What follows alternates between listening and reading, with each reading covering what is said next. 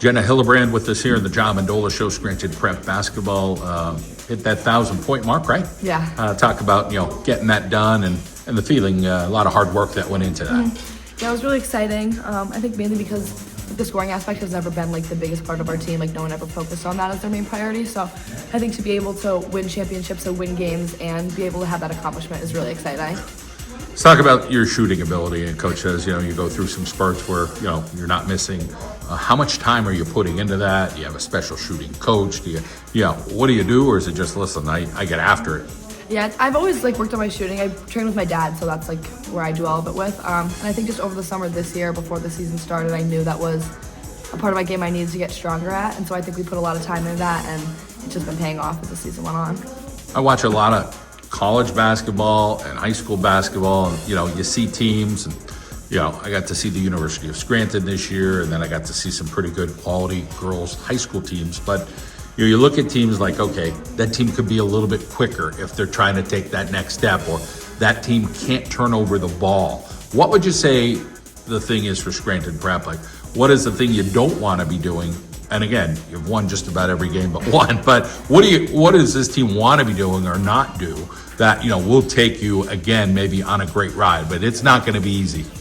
I think we just need more consistent offensive positions. I think we're always locked in on defense 100%. I think sometimes we'll have empty possessions on offense, which as we move further into playoffs and harder teams, that's going to cost us maybe a little bit more than it would in the season. So I think we need to get better at that. Let's talk a little bit about defensively. Coach said, hey, there's times where we're undersized and we're going to have to go against that.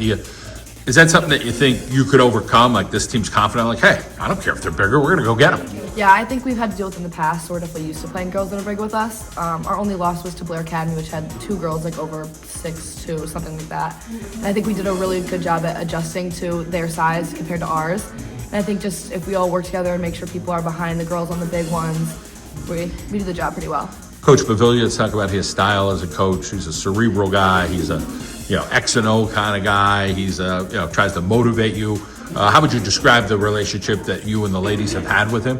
I think it's a really great relationship. We go to his room during the school day all the time, just talk to him. We're really close with them. I think that's why we play so well for him, because outside of basketball we're so close with them. I think that really just rubs off on the chemistry of the team. Let's talk about the family support, being there for you, making sure, encouraging you.